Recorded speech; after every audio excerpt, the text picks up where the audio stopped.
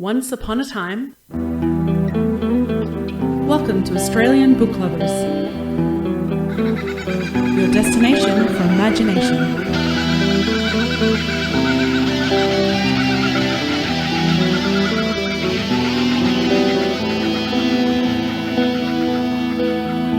Ladies and gentlemen, welcome to episode 90 of the Australian Book Lovers podcast and our third instalment on our very special editions of the Wilderness Society Karajia and Environment Awards for Children's Literature, where once again we've had the unique pleasure and honour of talking with a number of illustrators and authors who have been shortlisted for these amazing awards.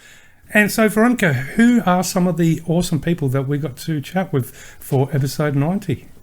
Well, Darren, as you say, we are up to episode number 3, and we're looking at the short list of people who are cultivating a love of nature through reading books to kids. Now, it seemed as though we got more and more popular as we went along, and our groups got slightly bigger.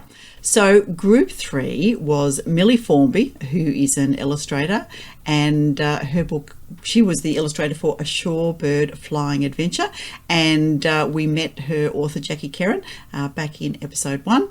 Amelia is, anyway, I'm going to leave that because she's doing this microlight flight, and that's fantastic. Let's talk to her later. And you can definitely, whenever Millie's talking, she has a couple of birds in the background, so you can just tell she has an affinity for birds, but I think the birds have an affinity for Millie. Yes, indeed. We spoke with Jaclyn Crupi. Now, Jaclyn has worked in publishing and book selling since 2002 in one of my favourite bookshops in Melbourne, which is the Hill of Content bookshop. And she is the author of The ABC Kids Guide to Loving the Planet, with her illustrator being Cheryl Orsini. And they are up for the Environment Award in non-fiction. We also had Nicole Godwin. She's a multi-award-winning author who shines a light on environmental, animal rights and social justice issue through her captivating picture books, and she is the author of We Are Australians, with Duncan Smith also being an author and Jandamara Cad being their illustrator. And then we had a father-son team of Ned and Shane Heaton. Ned is on a mission to reduce ocean plastics, so he at the age of, anyway, we won't go on. Lots to talk about with Ned and Shane. His book is Say No to Plastics, and Tamsin Barber is their illustrator. Then we had Tannya Harricks, and Tannya is an award-winning visual artist and painter based in Sydney, Australia. I love the combination of how the authors and artists got together, and that is amazing. So she illustrated The Heartbeat of the Land, which is up for one of the Karajia Awards, because Kathy Freeman is the author and Coral Vass is the co-author, and we spoke to Coral in one of the earlier episodes. And then Myke Mollard was our final guest. Myke spent 20 years as a magazine publisher and designer, and his book, which he authored, is Australia's Endangered Bush Creatures. So there you go, amazing. And illustrated as well, so author and illustrator of that book. It was a full-on, and we would love to give people hours, but we managed to squeeze a lot into the session. So, yeah, let's not chat. Let's just head in. Yeah, let's jump in. But for all of our listeners, I did have the opportunity post-interview to actually have some big, long chats with both Ned and Shane and with Myke Mollard. So stay tuned for future episodes where we get to go for a bit of a deep dive into all things illustrations and children's book with all of them. But for now, yeah, I think I'm on your camp, Veronica. Let's jump straight into it. Okay, off we go.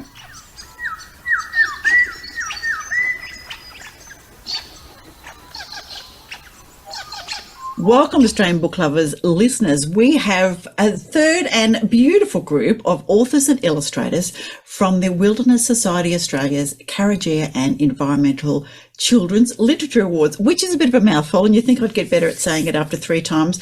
But we're just going to go to everybody. Could you unmute yourself and just say a big hello? Hello. Hello. Hello. There we go. All right. So we have half a dozen people, in fact, 7 people to chat with you today. I'm going to start with who came first and who was the most prepared. So first of all, say hello to Jaclyn. Jaclyn, just introduce yourself and tell us where you're coming from, whose traditional lands you on today. Hi, everybody. My name's Jaclyn, and I'm on the beautiful lands of the Bunurong people on the Mornington Peninsula. It is beautiful down there. We used to go down to Balnarring as kids and camp down there. It is lovely, lovely, lovely.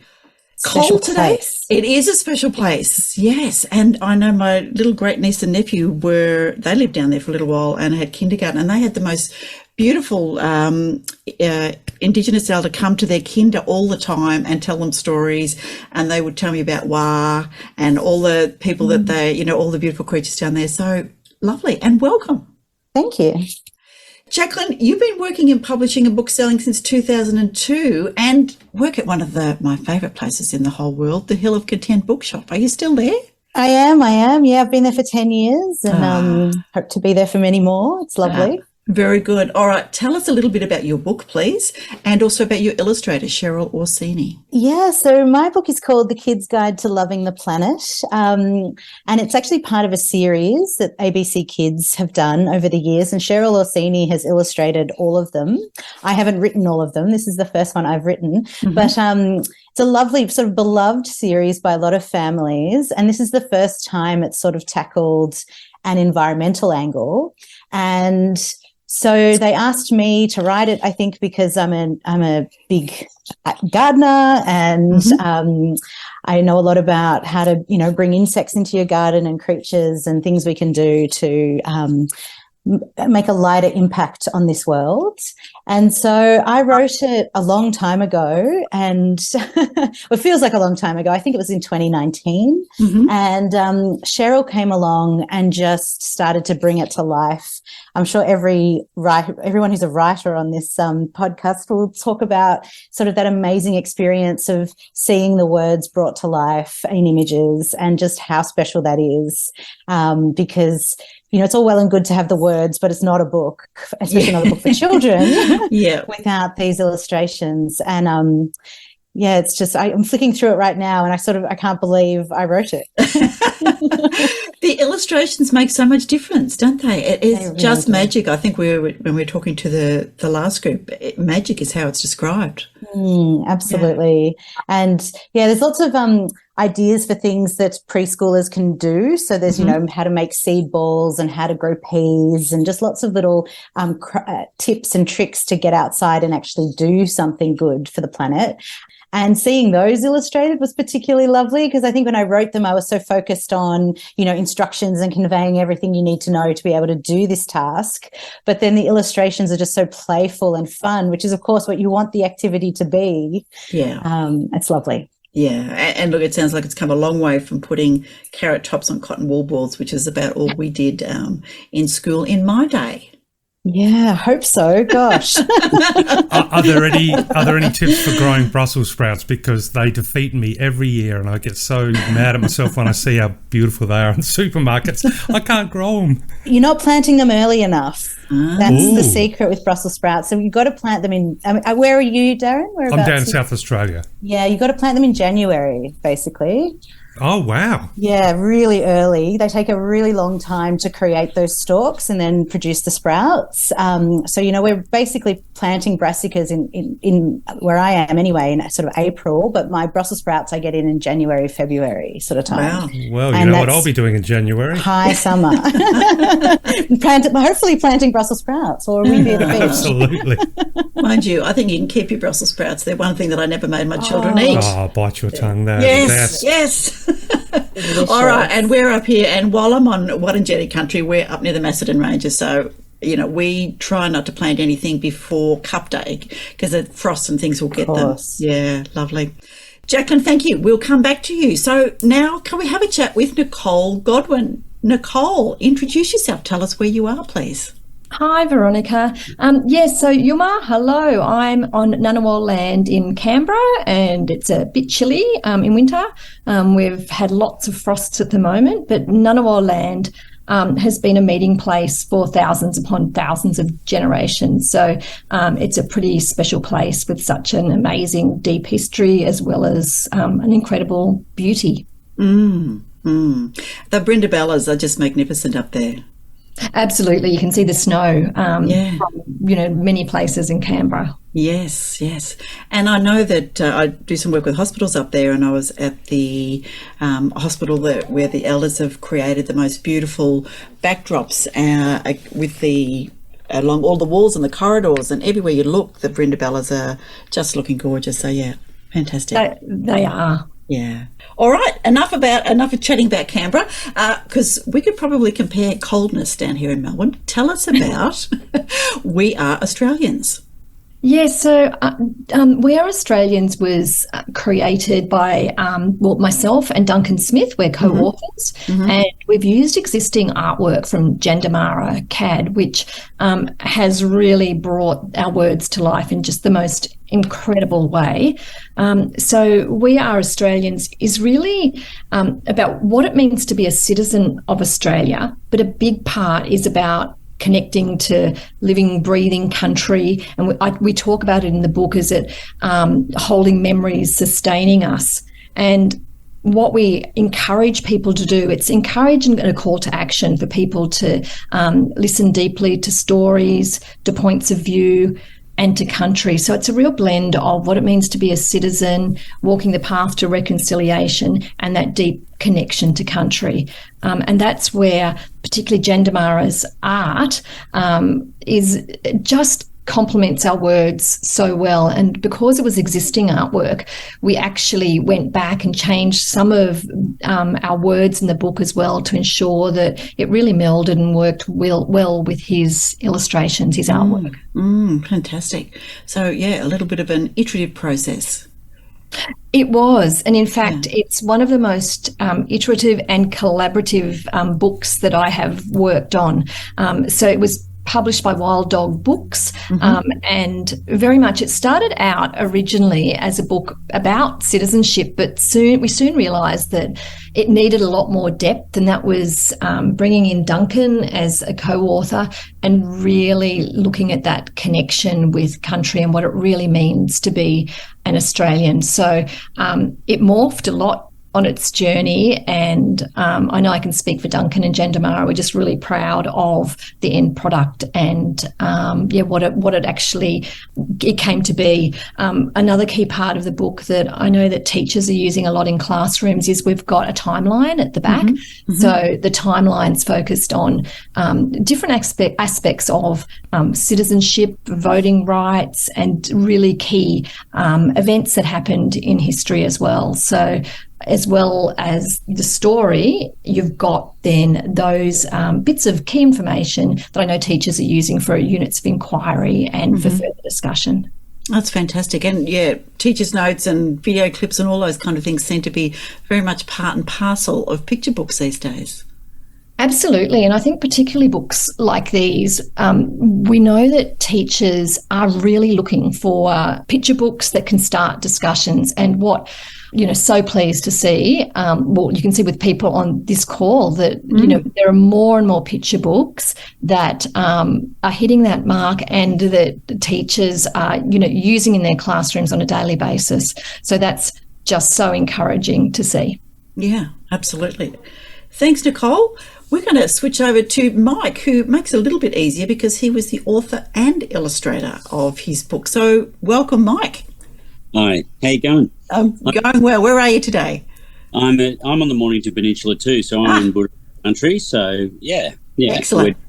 Beautiful down here. A little bit cold, a little bit chilly, but we've had some cold days.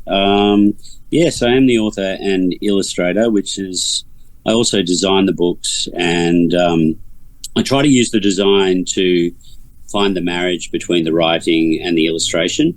So as much as the illustrations might drive the excitement for kids sort of anywhere between 8 and 15, the writing is more encyclopedic, and my book that got chosen this year was Australia's Endangered Bush Creatures, and I've done quite a few books now where I've described them as bush creatures because I think the Australian bush is so iconic. I didn't want to say forest creatures or anything like that. I want a very Aussie book. So for people who don't know, I did the A to Z of Australian bush creatures, which sold over 100,000 copies. Oh, wow. Excellent. Yeah. It was just an A to Z, and my publisher, which was the late David Connors, who was probably was instrumental in the rise of Angus and Robinson bookshops, and he'd retired and he got me to do that book. And I remember he said, "Oh, we only need one animal per page." And I was said, "We're sitting in the most mega diverse country in the world, and you want me to do one animal?" And what happens when I get paid? Do I do a kookaburra or a kangaroo? Goodness, or, yeah. I like kestrel. I love kestrel. You know, like I can't koala, kangaroo. I can't divide it up. Yeah. So I did these scribbles, thumbnails that were just so nondescript. They're just like scribble on a page. And I said, there's going to be a gum tree in there and everything like that, and take that to the trade. And, you know, and then I sat down for 4 years. I illustrated on average about 20 to 30 animals per spread or per letter. And then he said, you got to have an index. There's so many animals in it. And I go, yeah, well, we had this argument because it was, you know, every book was considered a 32-page book. And, you know, this is the ex-CEO of Angus and Roberts. So he goes, I said, why is every book 32 pages? I know it's a printing thing every 8 pages. I've been working in advertising for 30 years. And he goes, because of where the wild things are. And that was actually going to be a little bit of a spoof on the title. I was going to say, you know, the wild things of Australia or whatever, but I ended up saying bush creatures. And I said, but where the wild things are is 40 pages. And he goes, no, it isn't, it's 32. And I said, David, it's 40. I know it. I've been reading it all my life. And if it's 40, that means if you do the printing press in 16-page spreads, you could have 48 for the same price if you want to reprice your whole thing. And that gives me 4 pages for an index. So I went back and he redid the numbers and he goes, yeah, 48's right. You can have your index. You have to know your books. Yeah. And know my printing press. Yeah. So the book came to be and it sold 100,000 copies. So then bush creatures has been a huge thing. So getting back to endangered bush creatures, it was really great when Woods Lane took me on and I got a chance to illustrate the creatures again and recycle all my digital stuff. You see, my illustration, I knew that I wanted to do lots of books for kids and I wanted encyclopedic books that they could really get engaged with. So I have 5 terabyte of illustrations, of plants, grasses, trees, saltbush, and I just build on this library of illustrations. That is a lot of illustrations. Yeah. And some of these pages are nearly 2 or 3 gigabyte of layers, like 400 or 500 layers. I've even gone down to grains of sand, and I can just interlace dead leaves, greenery and all sorts of things. Like when I create my trees and stuff like that, I've got branches going backwards, forwards, up, down, and I just reconstruct them so I can have 20 gum trees that are all different, but they're made out of all the elements. I sort of put it together like a coder or a guy would put together a game of COD or a game of Minecraft. I piece it all together digitally. So I can add new hero illustrations to create this beautiful dexterity with the illustrations going forward in the books. It also gives me a great speed at doing my illustrations, and I can integrate and recycle all the drawings of the past in there too. But that has a beauty in a sense that with the illustrations, I've got hieroglyphs. I've got like an iconology. So from my first book to my end book, if you've learnt that that's a koala or that's a kangaroo or that's a kawari or that's a frog or something, you'll know that that's an alpine frog from the first book, and you'll see it in the next book, and you get very good. You get this iconology, this language, and that's what I really wanted to explore. So as my books develop over the years, and as hopefully my library develops, that kids that collect the whole library, it'll be like finding Pokemon in my drawings. Very good. Yeah. So what we tried to do here was I tried to do the most comprehensive endangered list that Australia's ever seen. So 134 is pretty scary. Yeah, I think by the time you get through the mentions and stuff like that, it's 157. Yeah. Okay, yeah. And the day it was launched, there's another 100 that were added to the list. And there's, if you looked at Australian Geographic, which I'm a big fan of, there's 1,065 creatures that are on the red list, so for Australia. But if you put it into context, you've got the Amazon at 3 million, and you've got Australia at 1 million animals that have been categorised. So we're the second. We know 1 million animals in this country, and we've got more undiscovered. We found 624 in the last year, new animals, and that goes into my new book, which is the Great Barrier Reef. Like, we found very good island off Myke. Yeah. Just all this research and everything goes into my book. Some of them take probably 2 years of research and then maybe 7 months of drawing, and then probably all that research then comes to the fore when I've got about a month to finish off the writing. So, but Jane have been so supportive, and it's just been an amazing journey. I've done 5 books in 2.5 years, and that's 336 pages of illustration and writing in 3 years. So it's a pretty extraordinary effort. That is an incredible effort. Absolutely incredible. So thanks, Myke. Hold those thoughts, because I know we could chat to everybody, all day. And I love bush creatures. Yes, so we're that's it. definitely going to do some You're preaching to the converted here. But we want to have a chat with Ned, and Ned's here with his dad, Ned Heaton from the Turtle Tribe, because, Ned, you started pretty early getting into environmental issues and doing something pretty public about it. So welcome. Can you tell us where you are today? G'day everyone, I'm Ned Heaton. I'm coming to you from Turrbal and Yagara country in Brisbane. Excellent. You'd be much warmer up there than we are down here in the south, I'd reckon. And I'm Ned's dad, Shane. I can usually just introduce myself these days as Ned's dad. That's usually enough. Our book is set in Quandamooka country. Ah, beautiful. Yeah, Moreton Bay Marine Park. Tell us about Say No to Plastic. How did it begin, or where did the idea come from? So we've taken the kids camping their whole lives, really, over on the ocean beach of Moreton Island, Mulgumpin, now known. And we've always found plastic washed up along the beach and made sure that we picked it up as much as we could, particularly plastic bags, so they didn't go back in the ocean and kill turtles that are common in the area.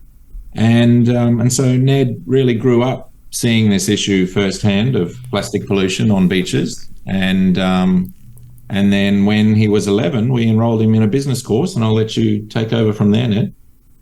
Yeah, so when I was 11, I started my company, the Turtle Tribe.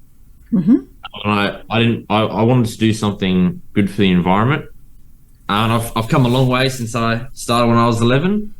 Currently supplying over 100,000 Bamboo toothbrushes all across Australia. He's 15 now. Yeah, that's brilliant. Yeah. And I've written this book with my dad, Say No to Plastic, to educate and empower other kids about the big scary issue of plastic pollution. And it is incredibly scary, isn't it? I do like the little poem you've got there, which is, use less plastic every day, be the change, start today. The ocean should be clean and blue, but who's it up to? Me and you. Yeah, beautiful. So tell us about working with Tamsin Barber, who is your illustrator. Oh, Tamsin Barber, she was excellent.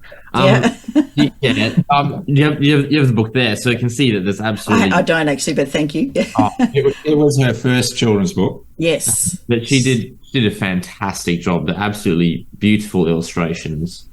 The underwater scenes particularly are very, very beautiful. She works in ocean conservancy and research, and she's actually on the board of Dolphin Research Australia.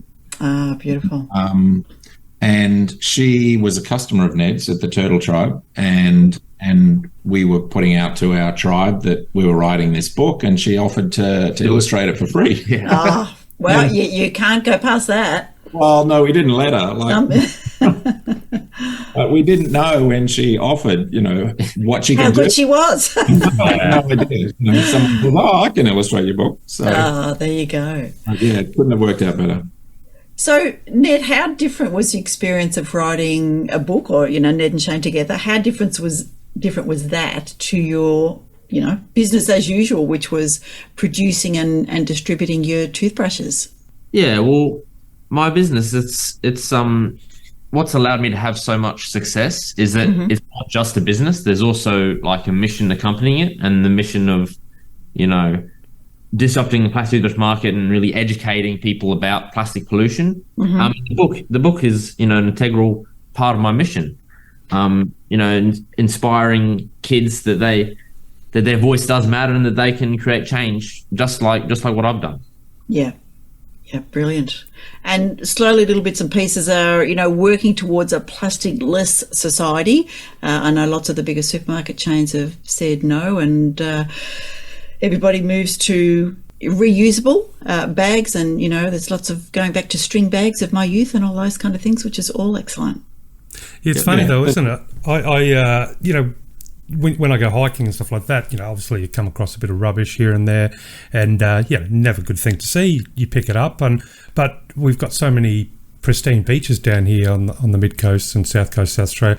But when you see a bit of plastic on the beach, it really stands out. It just really does not belong there, and I don't know why it seems a bit more of a contrast on the beach, but I love the idea of using a coastal setting to sort of really highlight that need to get rid of plastic. That's for sure. Yeah. It's because it's jarring to see that the man-made, plastic in the beautiful natural environment, and it absolutely shouldn't be there.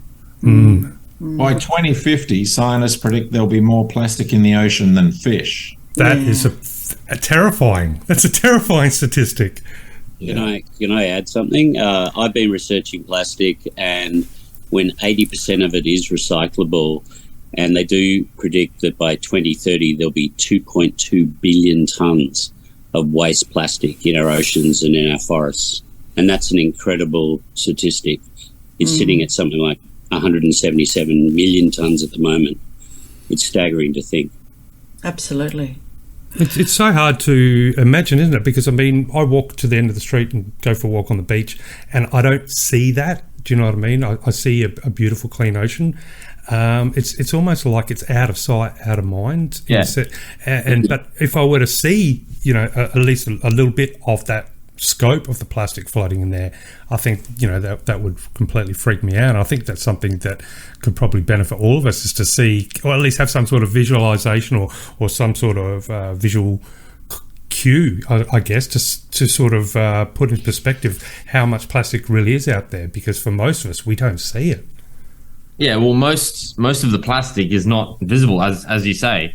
There was a study done by Dr. Jennifer Lavers, and she found that there's 26 times more plastic under the sand than what you can see on top of it. And there's a bunch of plastic in the water column and at the bottom of the ocean. So there's so much plastic that you can't see.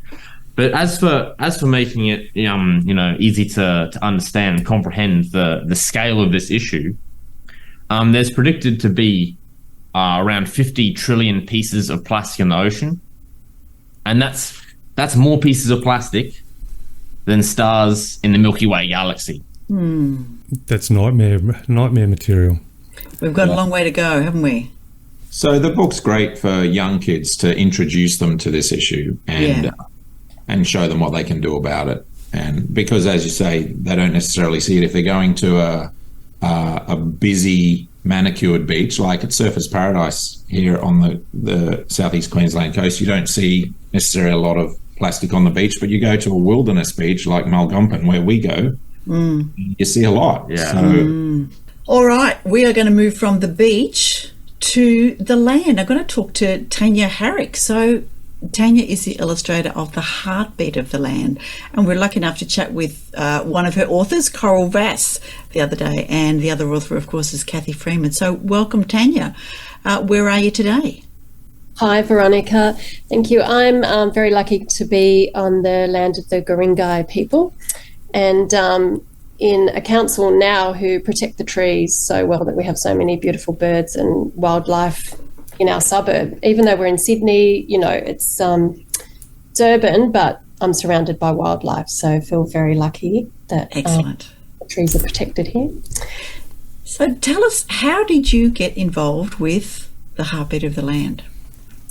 Well, I had a call from the publisher and James Layton, and it was Coral and Kathy had both seen Mallee Sky that I had illustrated with Jodie Turing, and I guess it was about drought and the land and environmental issues in a different way, and they wanted a similar feel for the book that they had sort of imagined and crafted, and this beautiful story that Heartbeat of the Land. So I was totally honoured to be invited to bring it to life in pictures, totally, and it was slightly daunting knowing that I was working with such incredible people, but an amazing team, and it was very collaborative. We had lots of meetings and such an amazing experience. So it was wonderful. So Tannya, you work in oils primarily, and I looked at some of the paintings on your website, and they are just absolutely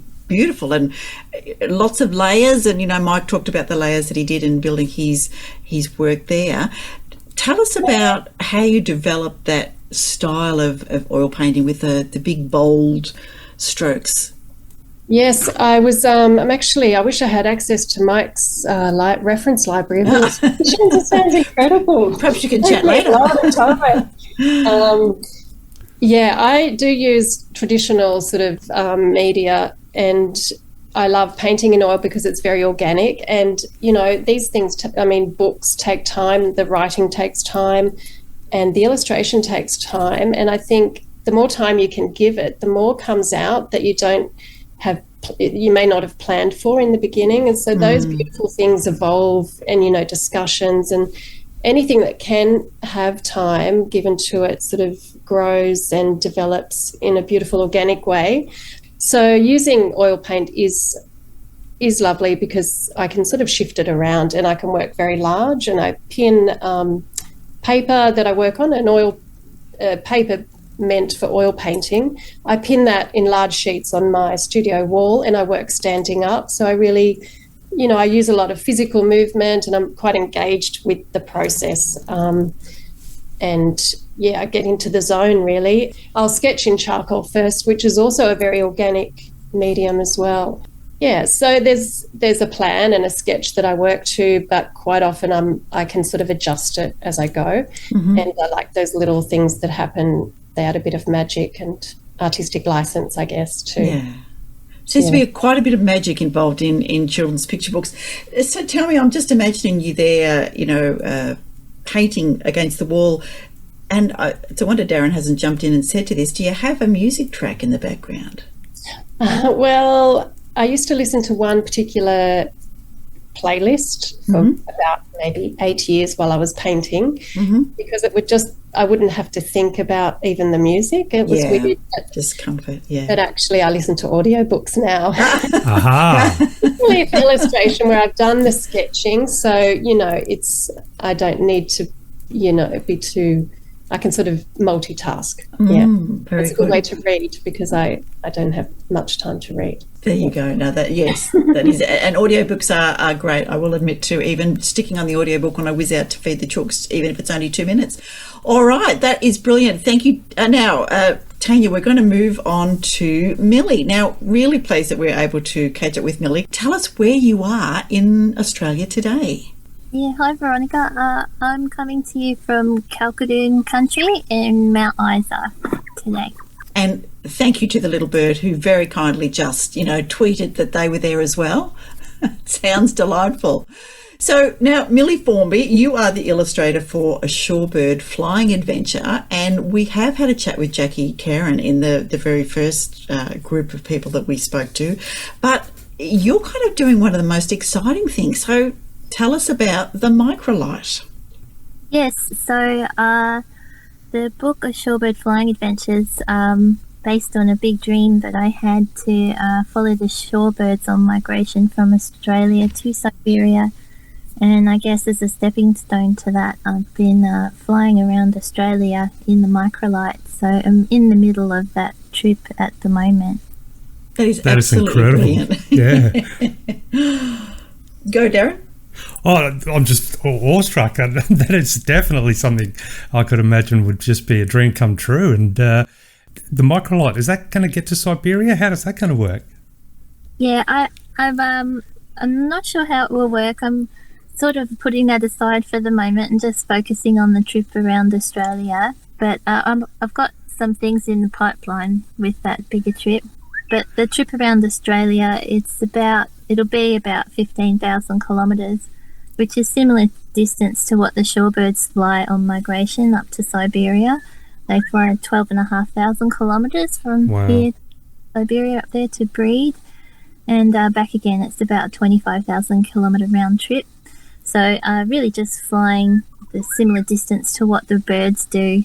And it really puts into perspective what these little birds are able to do at 8 weeks of age. You know, it's taken me years to get the Do we have any idea of how the bird came to be in that position where they sort of, you know, have two very distant and distinct countries and geographical locations? How does something like that come about? Do we know?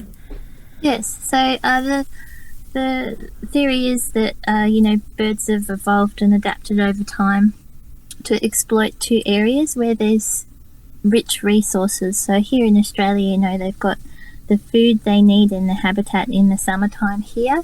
And then they're flying up to the Arctic to exploit the nesting resources up there in the Arctic summer. So there's a lot of food up there for them and for their chicks as well. And there's also plenty of nesting resources and not as many predators to be preying on the young. So they're exploiting those two resources. But if you think back over time, you know, when the ice ages were happening, those areas would have been much closer together.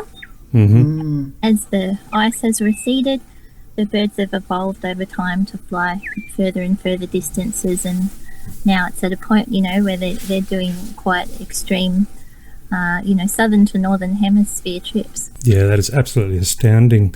Millie, what would, so far on your adventure, what's been one or two of the most, amazing locations or environments you've found yourself in doing your trip around Australia?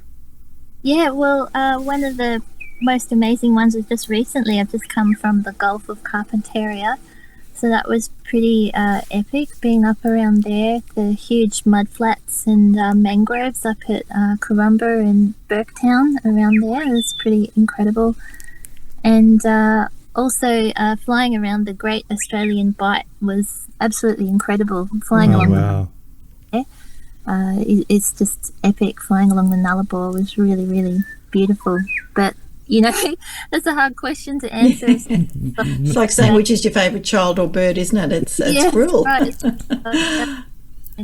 absolutely stunning. And being able to share that bird's eye view with everybody is really one of the things I'm trying to achieve through this project, is using that adventure as a bit of a hook for people to connect in and then talk about the stories of the birds that inspired the whole trip. I remember having dinner with a gentleman who was spent many years doing glider planes, and he was saying that when you're up there, of course, because there's no engine, you can actually come up behind pelicans and other birds, and they don't hear you coming. And so he said you'll be, in the glider, and then look to your right or left, and the bird will suddenly go, "Oh, there you go!" But you're flying with the birds. Anyway, I'm just curious. When did you wake up and decide that you were going to become a pilot? Oh, right.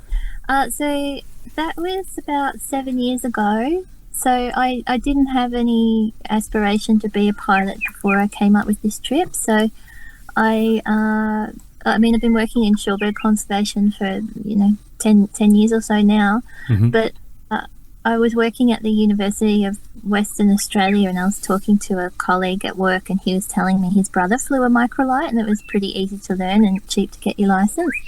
And the next day I had this idea pop in my head out of nowhere that I could learn to fly and follow the shorebirds. So wow.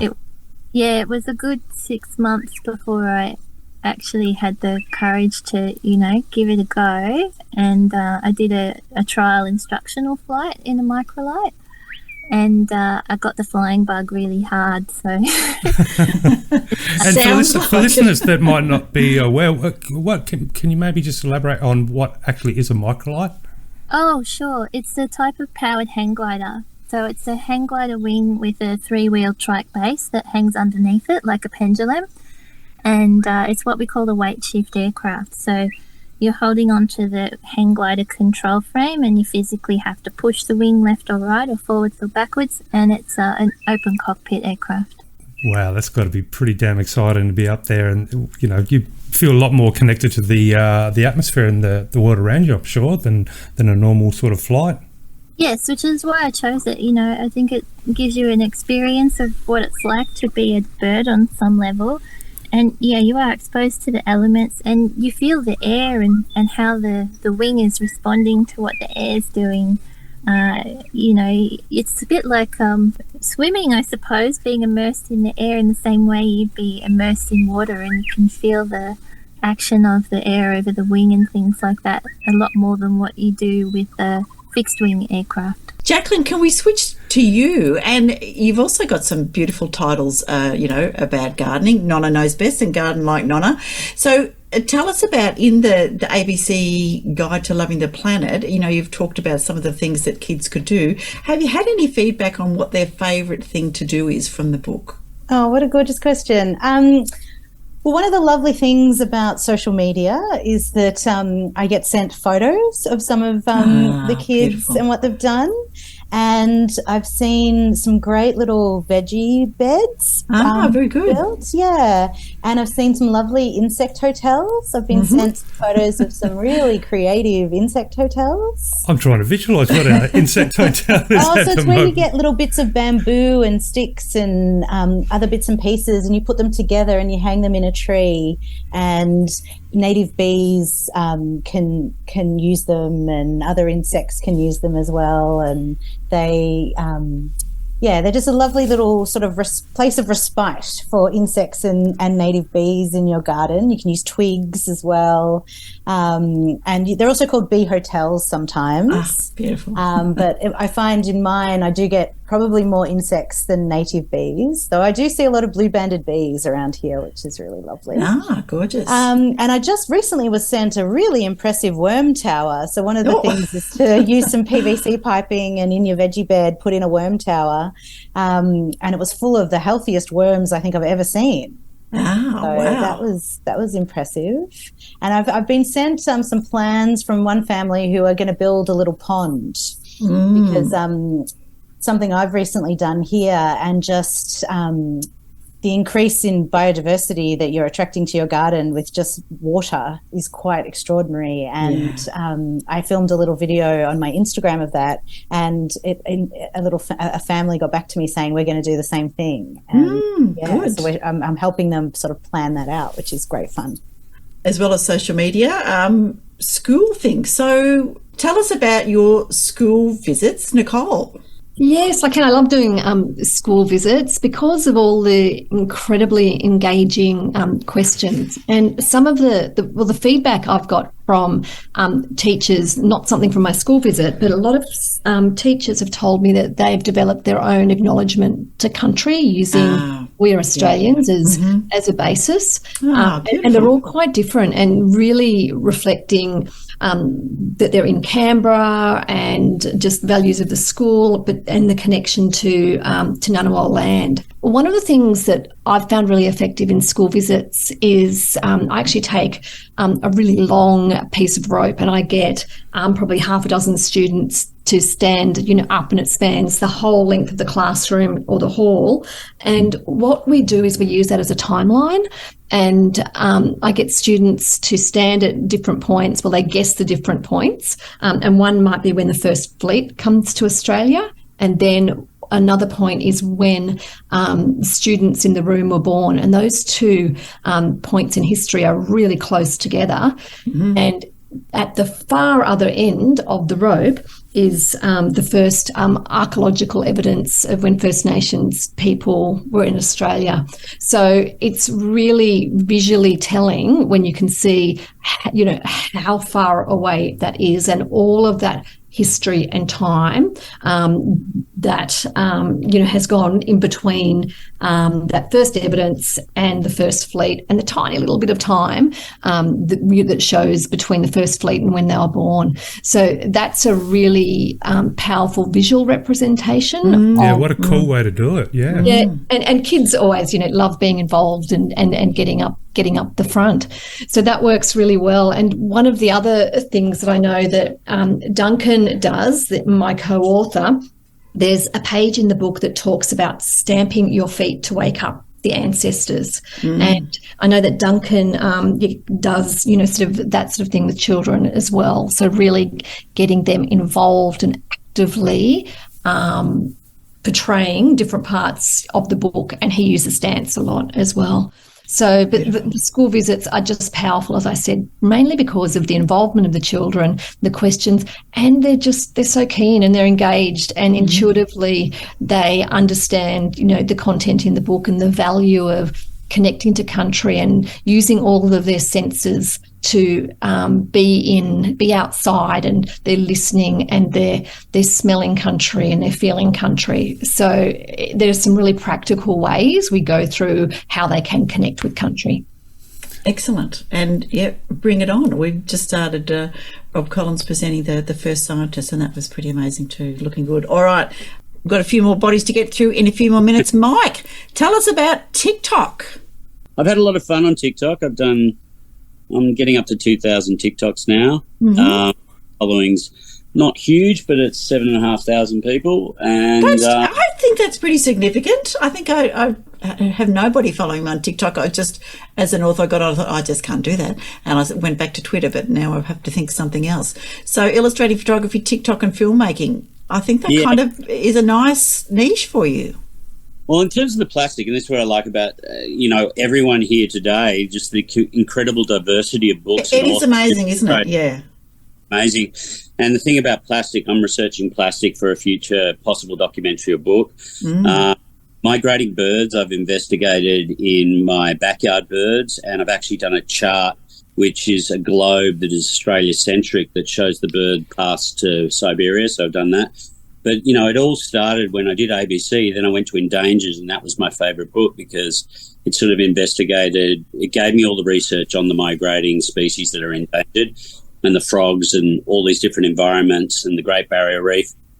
And so even though Endangered is here as part of the shortlist, it's sort of like all the books are interconnected, just like in the environment or just like the biodiversity and just like the way things work. And I think we don't work out our relationship with nature. So TikTok for me is a way to explore those ideas that I have, that I create in the book, that I can't put in the book because there's just not enough words, there's not enough information I can put in there. I've got to keep it really pert. So there on TikTok, I explore how I draw it, how I put things together. I try and make a little bit of comment on it. It's pretty hard because TikTok everyone complains about the algorithm, but then it also gives me this interaction when people just, give me a message and say, oh, my child got your dinosaur book. It's his favorite book. Oh, my child's just endangered species. He's obsessed now.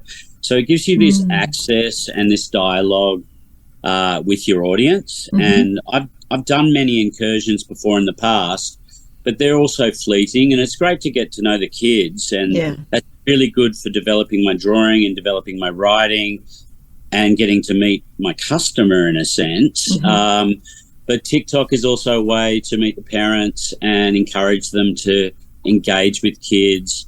And I've run a couple of competitions to win my books, and it's just a really good medium where I can be at arm's length. Some of them my friends have formed friendships, but a lot of the comments I can reply back to, and it just makes my day when someone, it just really makes my day when someone genuinely sits down there and puts a full cachet of words together and, they've virtually got tears in the work of my son, and that it just chokes me up every time. No, it choked me up a little bit just even thinking about it. So thanks, Myke. It's good. Perhaps I better get onto TikTok and have a look. Yeah. It's I've been on Instagram and I've been on Facebook, and I've 14 years there, and I've only got between 30 and 400, and I've got so many accounts there. Yeah. And I've tried little things on LinkedIn and Twitter, and I do a tweet and you get zero, right? And I'm trying to talk to scientists. I've made friends with lots of scientists. There were a lot of commentary and contributors it did ring a lot of museums and stuff like that, and people involved, especially with the land snails and endangered bush creatures. I knew nothing about land snails, and when I realised that they were so important to the ecosystem, Norfolk Island, Lord Howe Island, I rang up the museum and I said, who can tell me about land snails and everything like that. Ended up having 3-month discussion on the endangered land snails of Australia and our islands, and they are one of these species that rats get on an island and they all get eaten up. And then it's so hard to find them and find new species and identify them.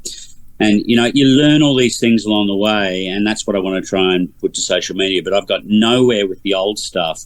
And then TikTok over COVID just took off. And now I have a platform where I feel like I can connect to my audience. I can get feedback. And that feedback is really important to me because, I don't have ABC knocking on my door saying, "Oh, Myke, we want you on the." I'm doing it all by myself. I need that sounding board. Not going to make a stellar book, or I'm not. I'm just going to be in a silo, and that's no good for an artist who already spends thousands of hours of drawing in my little studio. Yeah. Another artist who's spending thousands of hours in her, standing up is Tannya. So, Tannya, when you studied graphic design in the early 90s, when did picture books become something? Because this is not your first picture book. You've been involved in a few. Oh, yeah. Well, when I studied graphic design, it was 1992 I finished at Randwick TAFE, and then it's moved to Enmore. I had some amazing teachers, and it was just, 1 year later, I think computers came in and slowly and very quickly took over a lot of design. So we had life drawing, we had illustration as a whole, subject. And I was so fortunate, I didn't realise it at the time probably. I had Dee Huxley as one of my tutors. I had some amazing tutors, and so illustration, being a children's book illustrator was one of my dreams. But very good. We all know it's not something you can easily sort of, you can't really hook into it easily. It takes lots of work, and, it's something that I guess it's difficult to go, this is exactly what I'm going to do. So there's always a journey in life around and about.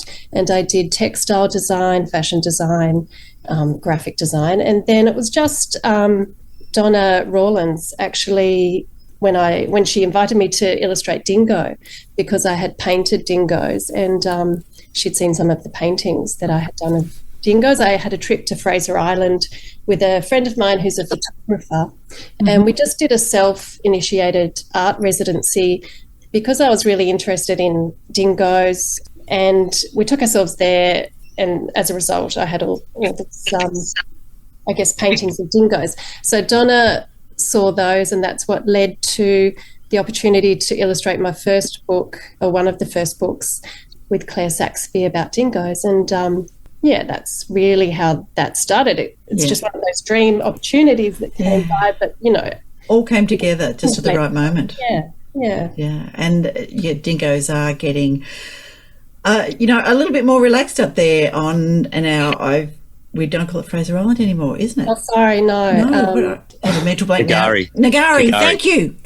Okay. Yes, and actually, when I was there, it had transitioned to its traditional name, which is beautiful. Yeah, it's an amazing place. It is indeed. Yeah. All right, we are sliding into the end. We've just got two more quick chats, Ned and Shane. What is the next thing for you? You've got your business, you've got the book happening. What's your next project? I've got a few things in the works right now. I suspected you might have. Can you share any of them with us? I can share some of them.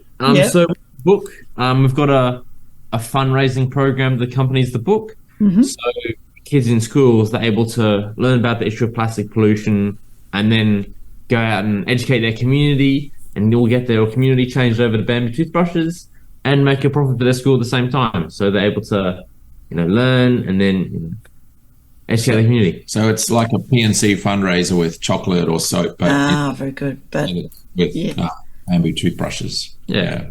Even better. Sounds way better. And we've in discussions with one of the major supermarkets at the moment to get Ned's products distributed more widely. And are you squeezing any schoolwork in there at all, Ned? I am going back to school next Tuesday. Well, we've timed this very well then. That's excellent. So how are the studies going? Oh, they're going good. Good. Yeah. Just having to leverage my time for Turtle Tribe, but I enjoy working in Turtle Tribe. Sounds like you are managing that reasonably well. Something exciting is that my wife and I recently sold our family business to go and work for Ned. So that is fantastic. Talk about reversing the roles. So there's plenty to do. Yeah, That's is he a good boss? Situation. Yeah, is he a good boss? Yeah, he is, yeah. Very good. All right, Millie, I know that we have you out there in the beautiful country out there around Mount Isa. So tell us about where the next stop is. Oh, yep. Well, from Mount Isa, I'll be heading inland across to Tennant Creek and then up through Catherine to Darwin. And then I'll be continuing west across to Broome and down the west coast back to Perth. So, I started in Perth last year. So, it's taken a while to get around. And you've got a website happening where people can watch where you're up to on your journey. Yeah, that's right. If you go to wingthreads.com, I do live stream the microlight flights to YouTube. So people can join me in the sky as I'm flying around. That's absolutely cool. Amazing, yeah. And you are, in fact, far from the shore, even though it's a shorebird flying adventure, and I know you're kind of following it in your heart. I guess you must have seen some brilliant avian creatures out there. Yes, I've been keeping a bird trip list as I travel. I've seen about 400 species on this trip. I think you would get the bird bingo outstanding.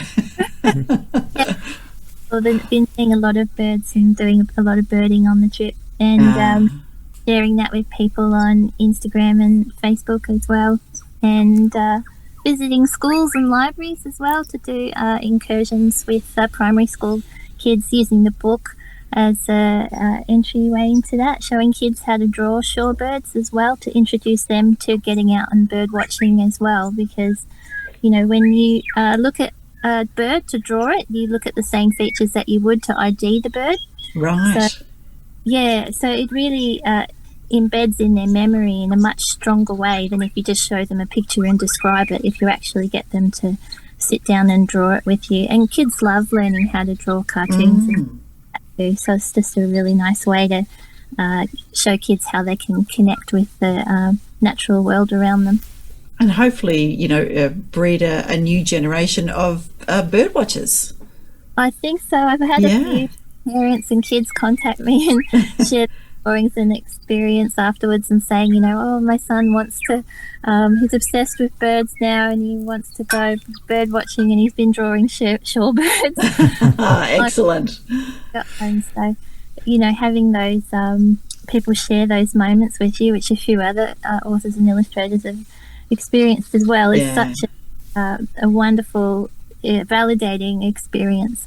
Yeah, absolutely. It is time, people. I really would love to chat to you all day, but I know that there are many other things that you need to get on. So I am going to say thank you to Jaclyn, Nicole, Ned and Shane, Tannya, Millie and Myke for sharing with us a little bit about your books that are on the shortlist for the Wilderness Society Environmental. And we had non-fiction, we've had Karajia Award, and we've had picture book people today. So good luck, and please undo your muting and say goodbye. Thanks so much. Thank you. Bye. See you later. I just want to say I'm so honoured to be shortlisted alongside this group.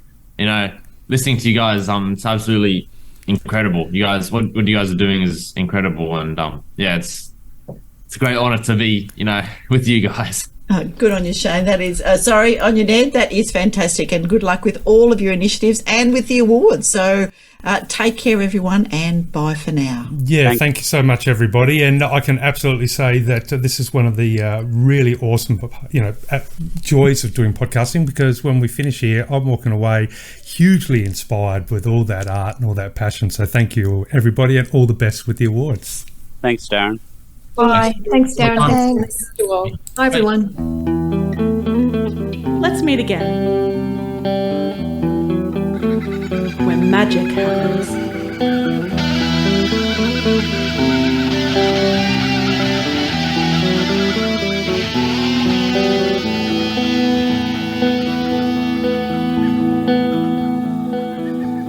Australian Book Lovers acknowledges First Nations peoples and recognises their continuous connection to country, community and to culture.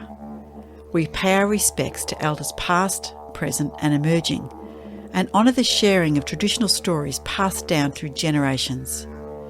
We're committed to a safe and inclusive welcome for authors and readers of all cultures and backgrounds, including people of LGBTQIA+ communities and their families.